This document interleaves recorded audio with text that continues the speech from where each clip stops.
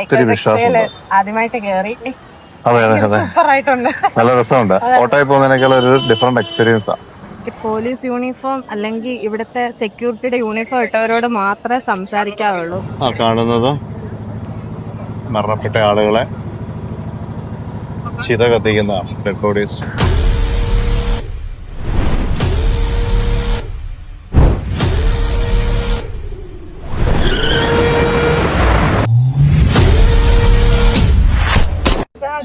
ഇതുണ്ടോ ഇപ്പം നമ്മൾ പോകുന്നുണ്ടോ? ഇത്രയും വീതി കുറഞ്ഞ ഈ സ്ഥലത്തൂടെ പോകാൻ ഇതുണ്ടോ? അതേ പറ്റുള്ളൂ. അതുകൊണ്ടാണ് ഇങ്ങനത്തെ ഓട്ടോ ഇവിടെ ഉണ്ടാക്കിയിരിക്കുന്നത്.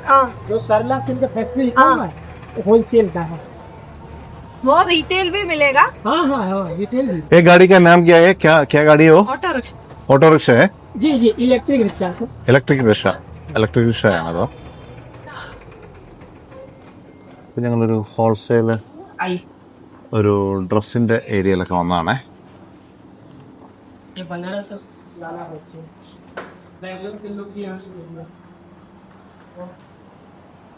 ഇതുണ്ടോ? ഇതാണ് ഇങ്ങനത്തെ ഗള്ളികളാണ്. ഇതുണ്ടോ? ഇതാണ് നമ്മൾ വന്ന വണ്ടിയുടെ വീതി. ഇലക്ട്രിക് റിക്ഷയത്.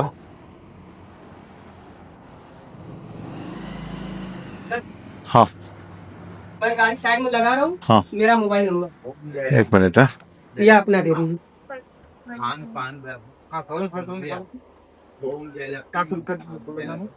और मैम इधर आप जो भी लेंगे फिक्स रेट होता है, कोई डिस्काउंट नहीं होता. अच्छा बनारसी फिर मुंगा सीखी. आप रहने वाले लोग जाने वाले लोग काशी में कब तक आप रहेंगे? ഹോൾസെയില് ദുപ്പട്ട അങ്ങനെയൊക്കെയുള്ള സാധനങ്ങളൊക്കെ. ഓക്കെ. ഇത് സരള സിൽക്ക് ഫാക്ടറി. ഇതിൻ്റെ അകത്തേക്ക് നമ്മുടെ ബില്ലി വന്നിരിക്കുന്നത് സരള സിൽക്ക് ഫാക്ടറി എന്നാണ് വന്നിരിക്കുന്നത്. ശുഭ സിൽക്ക് ഫാക്ടറി ഇതിവിടെ വന്നിട്ടുണ്ട്. ഇത് ലൊക്കേഷൻ അഡ്രസ്സ് ആ നമ്പറിൽ തന്നെ കോണ്ടാക്ട് ചെയ്യാം. അതേപോലെ ഇങ്ങനെ ഒരു ഗള്ളീസ് വഴി കയറി കഴിഞ്ഞ് കഴിഞ്ഞാൽ ഇതുപോലെ ബനാറസ് സിൽക്ക് അതുപോലുള്ള പല മെറ്റീരിയൽസ് എല്ലാം കിട്ടുന്ന സ്ഥലങ്ങളാണ്. ഇതാണ് ഇത് കണ്ടു കഴിഞ്ഞാൽ ശരിക്കും പറഞ്ഞാൽ ഇത് 5 നിലയാണേ.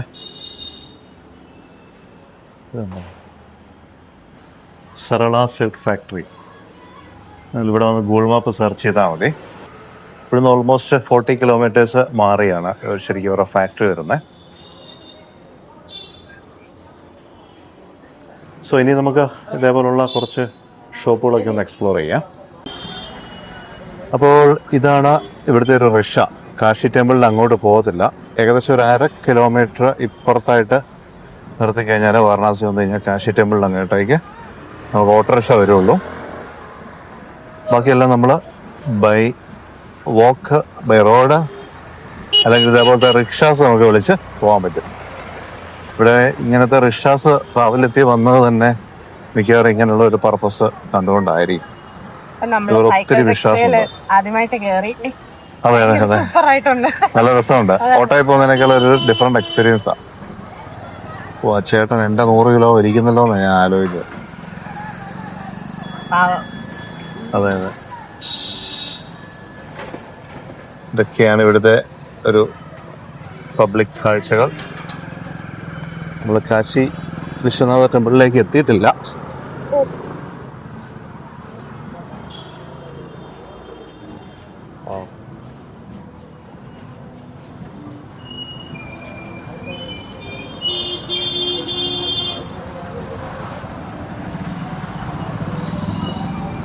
കീ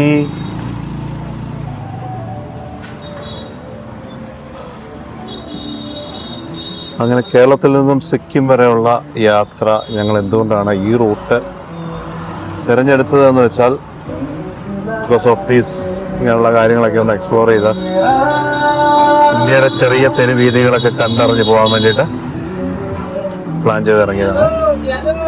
ഇതാണ് ഇവിടുത്തെ ഒരു ലൈഫ്, നിത്യജീവിതം എന്ന് പറയുന്നത്. ചെറിയ ചെറിയ കടകൾ,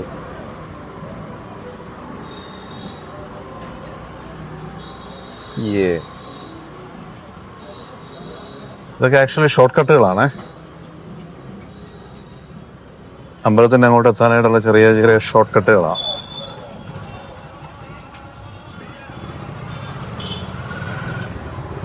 പിന്നെ ഒരു കാര്യം, മാസ്ക് അല്ലെങ്കിൽ എന്തെങ്കിലും ഒരു ടവല് വെച്ച് മുഖം ഒന്ന് മറയ്ക്കുന്നതല്ലായിരിക്കും. കാരണം അതുപോലെ പൊടിയാണ്.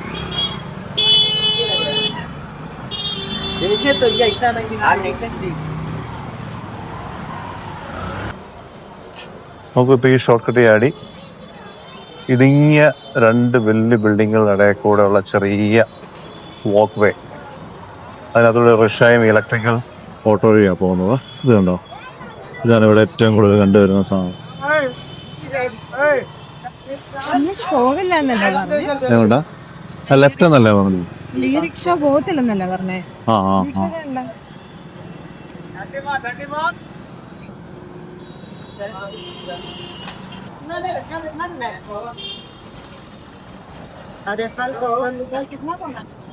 മറ്റൊരു സ്ട്രീറ്റ് ആണ്.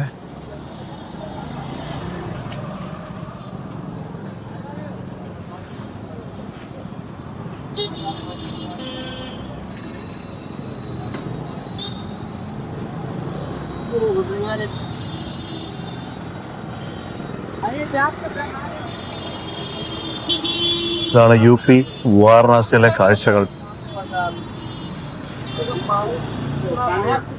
പൈസ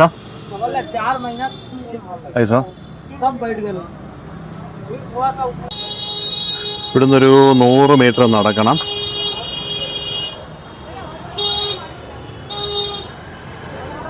ഹോണടിയാണ് ഇവിടുത്തെ ഏറ്റവും വലിയ ഹൈലൈറ്റ്. ഇതുണ്ടോ, ഇത് വെച്ചിരിക്കുകയാണ്. ഇവിടെ ഈ സംഭവം വെച്ചിരിക്കുന്നതുകൊണ്ട് പാസ് ചെയ്യാനായിട്ട് പറ്റില്ല. ഇത് വെച്ച് അടച്ചിരിക്കുക. ഇവിടുന്ന് പിന്നെ മുന്നോട്ട് പോകത്തില്ല. നമ്മൾ ഓരോ കരിക്ക് കുടിച്ചേക്കാമെന്ന് വെച്ചു.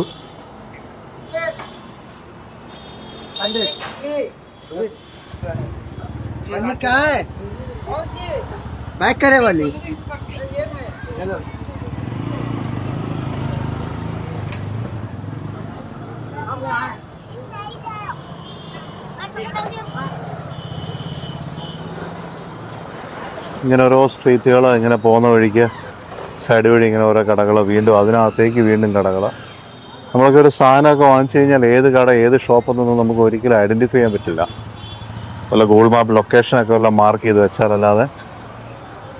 അതുകൊണ്ട് ഇത് ചെറിയൊരു പ്രതിഷ്ഠ എന്തോ വെച്ചിട്ടുണ്ട്. ഇത് ഒരു ചെറിയ അമ്പലമാണ്.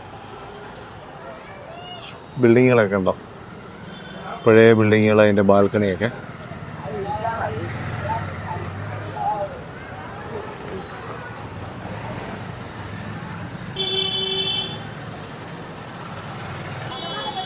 ഇവിടുത്തെ ക്രൗഡ് ഉണ്ടോ? കാശി വിശ്വനാഥ് ടെമ്പിളിലേക്ക് അടുക്കുന്ന ഒരു ഏരിയയാണ് ഇവിടെ. ഹെവി ട്രാഫിക് എന്ന് പറഞ്ഞാൽ നടക്കാനുള്ള ആൾക്കാരുടെ പത്തിരക്കാം. ബൈക്ക് മാത്രമേ പോവുള്ളൂ. ഇതുണ്ട്. ഇപ്പോൾ അവിടെ പോയി ഈ പൂജാ സാധനങ്ങൾ അങ്ങനെയുള്ള സാധനങ്ങളൊക്കെ, അതുമായി ബന്ധപ്പെട്ടിട്ടുള്ള സാധനങ്ങളൊക്കെയാണ്. ഇതൊക്കെയാണ് ഇവിടുത്തെ ഒരു നിത്യജീവിതം. ജസ്റ്റ് നമുക്ക് ആ സ്ട്രീറ്റിനകത്തോട്ടൊന്ന് കയറാവേ. ഇതാണ് കാഴ്ചകൾ. ഇതുണ്ടോ, പൂക്കളും മറ്റു കാര്യങ്ങളും ഒക്കെ കിട്ടുന്ന ഒരു സ്ഥലമാണ്. എല്ലാവരും ഉണ്ട്, ഡോഗ്സും പൂക്കളും എല്ലാം കിട്ടുന്ന സ്ഥലം. പൂജയുമായി ബന്ധപ്പെട്ട്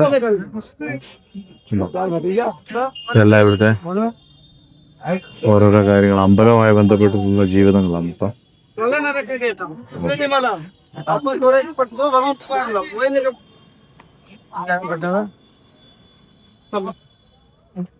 നമുക്ക് അമ്പലത്തിലേക്ക് ഒന്ന് പതിയെ മൂവ് ചെയ്യാം.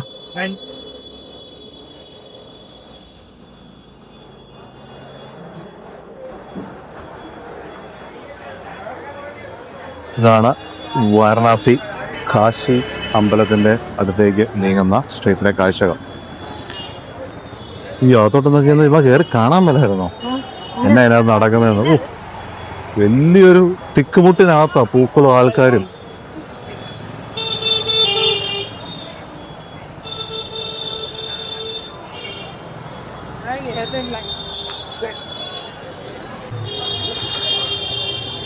ഞങ്ങൾ നിന്നെ ഏതാ ഘാട്ടിന്റെ പേരെന്താ? ദക്ഷിണ ദിശ. ദക്ഷിണ ദിശ ഘാട്ട്. ഓക്കെ, ആ ഘാട്ടിന്റെ പേര് പറയാം എന്ന് വിചാരിക്കുന്നു. അങ്ങനല്ല,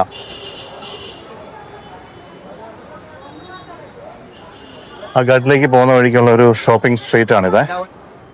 ഘാട്ട് എന്ന് വെച്ച് കഴിഞ്ഞാൽ ഞാനിവിടെ വന്നപ്പോൾ മനസ്സിലാക്കിയത്, അതായത് നമ്മുടെ വാരണാസി എന്ന് പറയുമ്പോൾ നമ്മുടെ മുമ്പിൽ കാണുന്ന ഒരു പിക്ചർ ഉണ്ടല്ലോ, അതായത് ഗംഗയുടെ തീരത്ത് ഓരോ സ്റ്റെപ്പുകളൊക്കെ ഇങ്ങനെ താഴേക്ക് ഇറങ്ങി പോകുന്ന, അതാണ് ഘാട്ടുകൾ. 84 ഘാട്ട്സ് ഉണ്ട്, 84ഓളം ഘാട്ടുകളുണ്ട്. അതിൽ ഓരോ ഘാട്ടുകളിലും ഓരോ തരത്തിലുള്ള പൂജകൾ നടക്കുന്നുണ്ട്, വൈകുന്നേരം 5:30 മുതൽ ഒക്കെ ആയിട്ട്.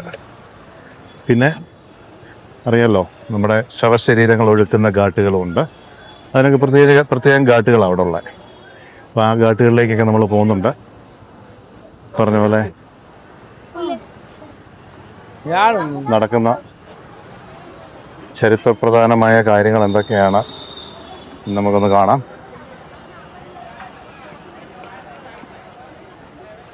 ഇതുണ്ട്, ഇത് ഈ പൈപ്പ് കാണുന്നതല്ലേ, അതിലിങ്ങനെ വെള്ളം സപ്ലൈയാ. ഓ, ഈ പൈപ്പ് കാണുന്നിടത്തോട്ട് ഈ പൈപ്പ് വഴി ഇങ്ങനെ തണുത്ത വെള്ളം സ്പ്രേ ചെയ്യുന്നതാണ് ഈ റോഡ് സൈഡിൽ കൂടെ. ആൾക്കാർക്ക് ഈ സ്ട്രീറ്റ് വഴി നടക്കുന്നവർക്കെല്ലാം ഒരു തണുപ്പ് കിട്ടാൻ വേണ്ടിയിട്ട്. അപ്പോൾ പുണ്യ നദിയായ ഗംഗയിലേക്ക് നടക്കുന്ന വഴിയായത്. ഇതുപോലെ ഒരുപാട് നൂറുകണക്കിന്, ഒരുപക്ഷെ ആയിരക്കണക്കിന് സ്ട്രീറ്റുകൾ കാണും ഗംഗയുടെ തീരത്തേക്ക് നമ്മളെ എത്തിക്കുന്ന സ്ട്രീറ്റുകൾ. सर बोटिंग करना है क्या? दीदी बोट में जाना है क्या? भैया माफ करो, पड़ रहा है.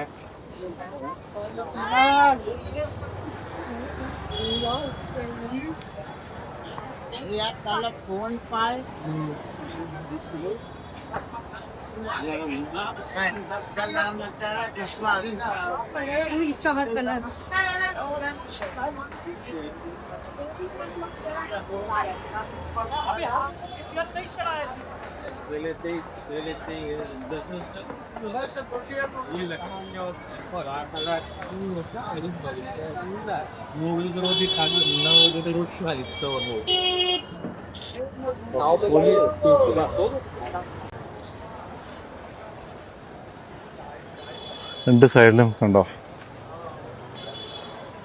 പുരാതന നിർമ്മിതികളാണ്. ഒരു പിങ്ക് സിറ്റി ജയ്പൂരിലെയൊക്കെ പോലത്തെ ബിൽഡിങ്ങുകളാണ്. സ്ട്രീറ്റുകൾ, ആയിരക്കണക്കിന് ലക്ഷക്കണക്കിന് കടകളാണ്.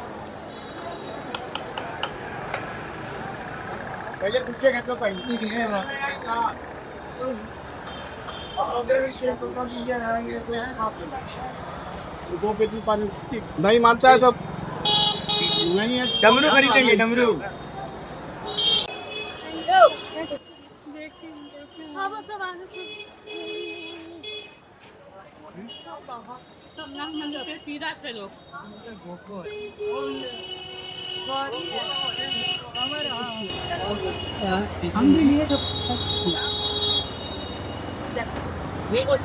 ശില്പങ്ങൾ കൂടുതലും സാരികളുമായി ബന്ധപ്പെട്ട്, ഡ്രസ്സുകളുമായി ബന്ധപ്പെട്ടുള്ള ഷോപ്പുകളെ, കടകളെ, ബിൽഡിങ്ങുകളാണ്.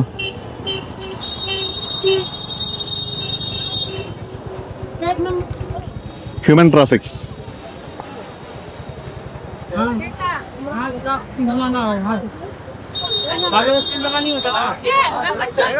തിരക്കുണ്ടോ? फोटो वाला आया था.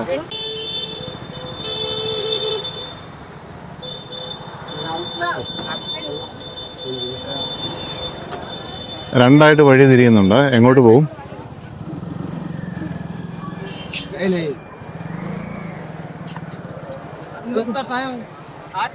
समय लगता है मेरी फोटो खींचने में. ഘാട്ട് അങ്ങോട്ടായിരിക്കും, ഘാട്ട് ലെഫ്റ്റ് ആയിരിക്കും.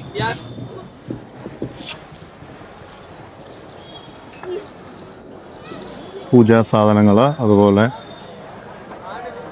മാലകൾ, രുദ്രാക്ഷ മാല, രുദ്രാക്ഷമാല ആയിരിക്കുകയല്ല,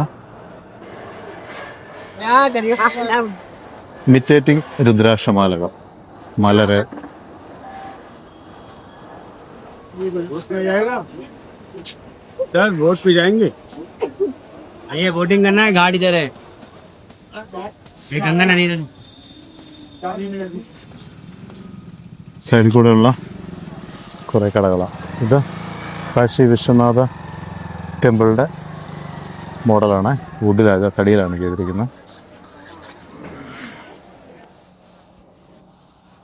ഇങ്ങനെ നീണ്ടു നിവർന്ന് കിടക്കുന്ന ഒരുപാട് ഘാട്ടുകൾ. ഓൾമോസ്റ്റ് ഇതുപോലെ നമ്മൾ നടന്ന പോലെ ഓൾമോസ്റ്റ് 84 ഘാട്ട്സ് ഇവിടെ ഉണ്ട്. ആ ഘാട്ട്സിലേക്കുള്ള അപ്രോച്ച് റോഡുകളും അത്രമേൽ തന്നെ കാണണം.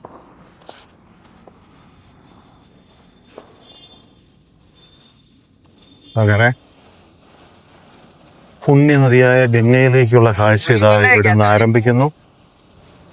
सर बोटिंग करना होगा, घूमना आती कराता है, डबल लेकर बोट है। आइए 600 ഇതാണ് അവസാനം നമ്മളിതാ ഗംഗയുടെ തീരത്തേക്ക് എത്തിയിരിക്കുന്നു. ठीक है चचा, देख ली ഏനാ ഞാൻ ആദ്യമായി ഗംഗ നദിയുടെ തീരത്തെത്തി. യാത്ര ചെയ്ത് നമ്മുടെ താറിൽ കോട്ടയത്ത് നിന്ന് സിക്കിമിലേക്കുള്ള യാത്രയിൽ ഞങ്ങൾ 2 ദിവസത്തെ ഇടവേള വാരണാസി കാശിയിൽ പുണ്യദർശനമൊക്കെ നടത്തി കാഴ്ചകളൊക്കെ കണ്ട്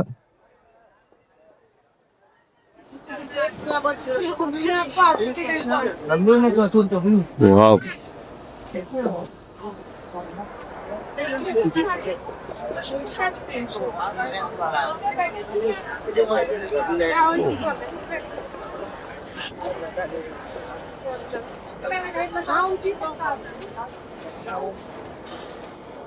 जाना होगा मैम,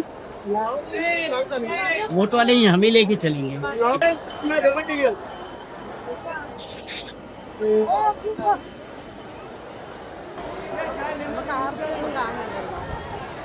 അടുത്ത് കാണാം. ഫ്രണ്ടിൽ ഇരുന്ന് തന്നെ കാണണോ? അതില്ല, ഏതെങ്കിലും ഒരു ബോട്ടിൽ കയറി പോയോ?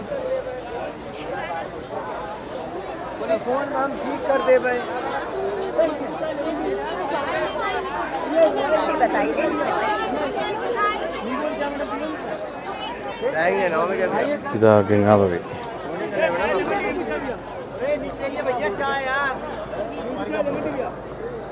അറിയാമല്ലോ, വളരെ കണ്ടാമിനേറ്റഡ് ആണ്.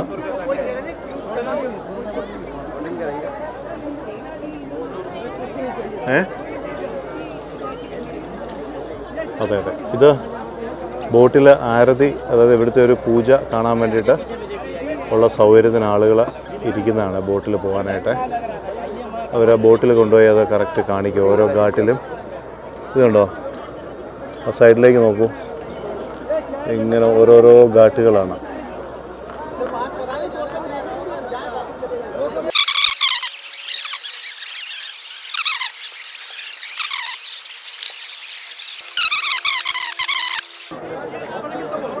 ലക്ഷക്കണക്കിന് കോടിക്കണക്കിന് ആൾക്കാരാണ് വന്നു പോയിക്കൊണ്ടിരിക്കുന്നത്.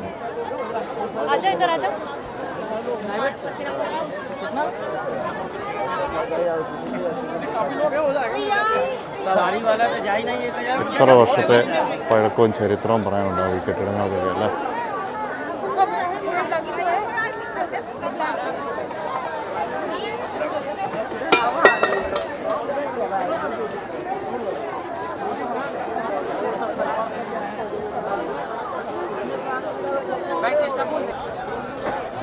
ഈ കാണുന്ന ബോട്ടുകളെല്ലാം വൈകുന്നേരം 6:30-6:30ക്കുള്ള ആരതി കാണാൻ വേണ്ടിയിട്ട്, ഗംഗാ തീരത്തെ ആരതി കാണാൻ വേണ്ടിയിട്ട്, അതായത് പൂജ കർമ്മങ്ങൾ, പ്രാർത്ഥന, അതൊക്കെ കാണാൻ വേണ്ടിയിട്ട് നല്ല ലൈറ്റിൽ, അതിന് വേണ്ടിയിട്ടുള്ള സൗകര്യത്തിനാണ് ഈ ബോട്ടിൽ എല്ലാവരും കയറി ഇപ്പോൾ തന്നെ പോയി തുടങ്ങുന്നത്. അപ്പോൾ നമ്മളും ഒരു ബോട്ടിലേക്ക് പോയി കയറാമെന്ന് വെച്ചു. ഒരു പെർ ഹെഡ് കിतना 300 300 रुपया.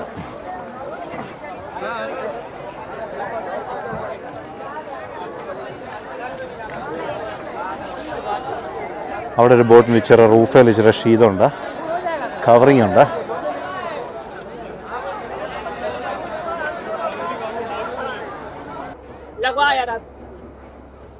ഇതാണ് മന്മകൾ ഘാട്ടാണ് നമുക്ക് കാണാനായിട്ട് ആ ബിൽഡിംഗ് ഒരു പ്രത്യേക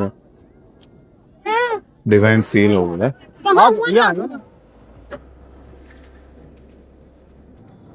ഹായ്, അപ്പം നമ്മള് ഗംഗാതീരത്ത് ഒരു ബോട്ടിൽ കയറിയിരിക്കുന്നു. വൈകിട്ടത്തെ ഗംഗാരതി കാണാൻ വേണ്ടി. ഗംഗാരതി അല്ലെ? ഇവിടെ എല്ലാം നമ്മള് എന്താ പറയാ, ഒരു ബോട്ടിന് ചിലപ്പോ 600 പറയും, ഒരു ബോട്ടിന് 500 പറയും, 300, പല റേറ്റ്. നമ്മുടെ അപ്പൊ ഇതിനെപ്പറ്റി ഇവിടെ വന്നു കഴിഞ്ഞിട്ടുള്ള കാര്യങ്ങളെ പറ്റി എല്ലാം ഞങ്ങൾ വിശദമായിട്ടൊരു വീഡിയോ പറയാതെ നമ്മള് ഫേസ് ചെയ്യുന്ന ഇഷ്യൂസ് നമ്മള് ഒത്തിരി കൺഫ്യൂസ്ഡ് ആകും. നമ്മള് അമ്പലത്തിലോട്ട് കയറുമ്പോഴത്തേക്ക് റിക്ഷയുടെ ഇത് ലോക്കറ് എന്നും പറഞ്ഞ് നമ്മളെ ചുറ്റും ഇങ്ങനെ ആൾക്കാരങ്ങ് വലിയുന്നു. പിന്നെ അമ്പലത്തിനകത്ത് പോയി കഴിഞ്ഞാല് അതെ നമ്മൾ ഒത്തിരി ശ്രദ്ധിക്കും. പോലീസ് യൂണിഫോം അല്ലെങ്കിൽ ഇവിടുത്തെ സെക്യൂരിറ്റിയുടെ യൂണിഫോം ഇട്ടവരോട് മാത്രമേ സംസാരിക്കാവുള്ളൂ. അല്ലാത്തവരോടൊക്കെ സംസാരിച്ച് നമ്മൾ അവരുടെ കൂടെ പോവുകയാണെങ്കിൽ ഒരു കണ്ണി തോന്നുന്ന വിലയായിരിക്കും. അവര് നമ്മളെ അപ്രോച്ച് ചെയ്യുന്ന നമുക്ക് വളരെ കൺവീനിയന്റ് ആയിട്ട് നമ്മൾ എന്തിൽ കൺഫ്യൂസ്ഡ് ആയി നിൽക്കുക അവർക്ക് മനസ്സിലാവും.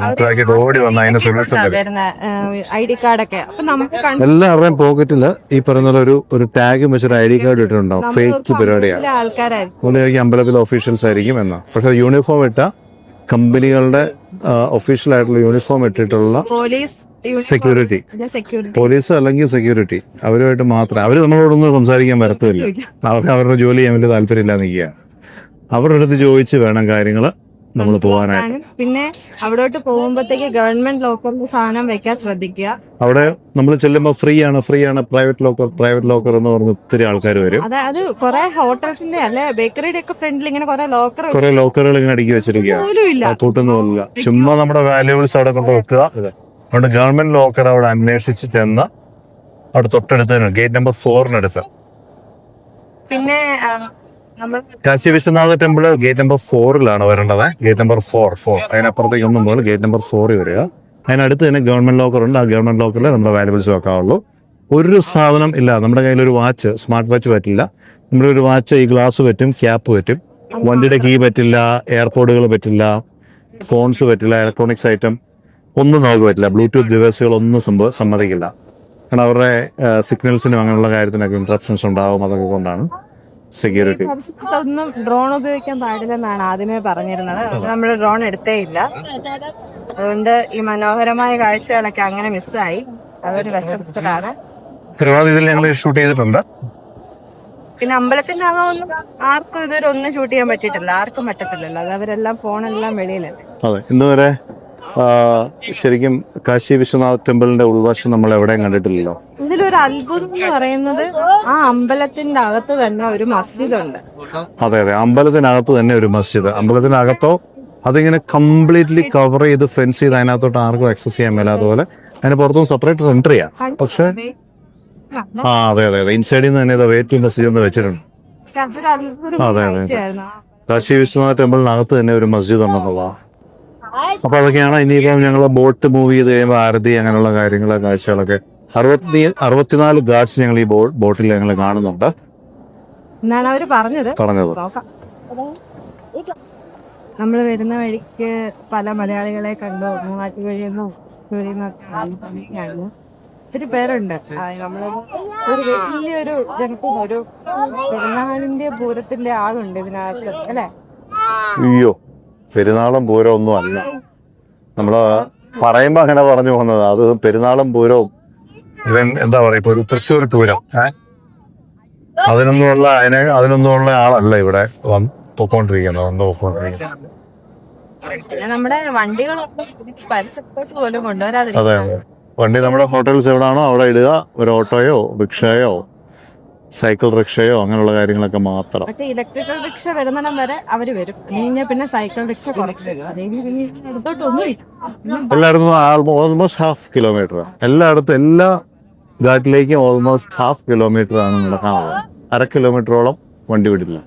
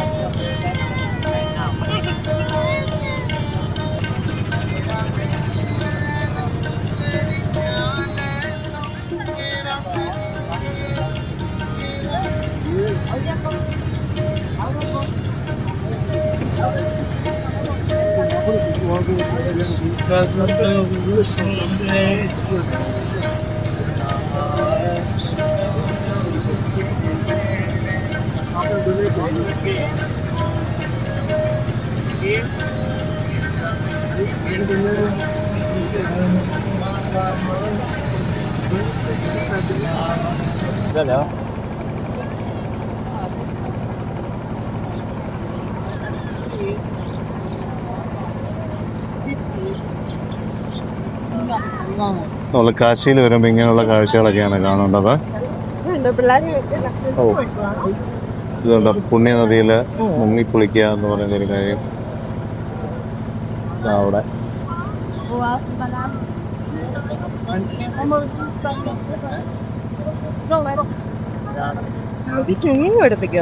ഓ,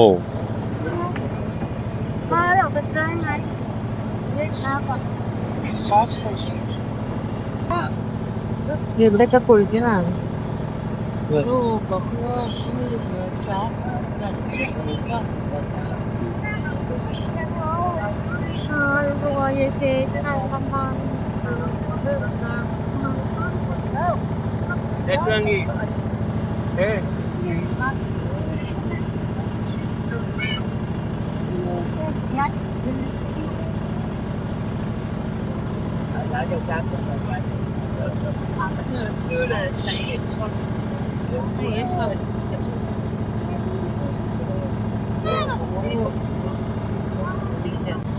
ഇതാണ് ഡിഫറെന്റ് ഗാർഡ്സ് നമ്മളിങ്ങനെ എഴുതി വെച്ചിരിക്കുന്നത്. ഓരോ ഗാർഡിന്റെ ബാബു പാണ്ഡെ ഗാർഡ് അങ്ങനെ എഴുതിയിട്ടുണ്ട്.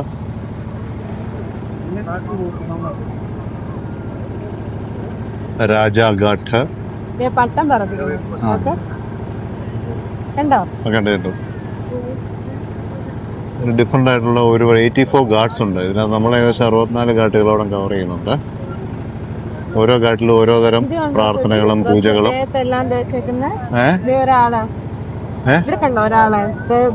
ഓ, ഉണ്ടോ അഘോരികൾ.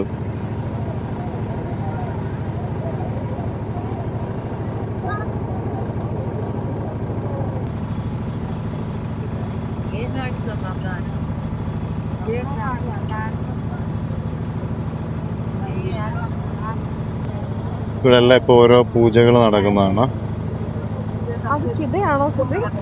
ആ, അതെ അതെ അതെ, ചിതയാണ്. ആ കാണുന്നത് മരണപ്പെട്ട ആളുകളെ ചിത കത്തിക്കുന്നതാണ്. Dead bodies. അതെ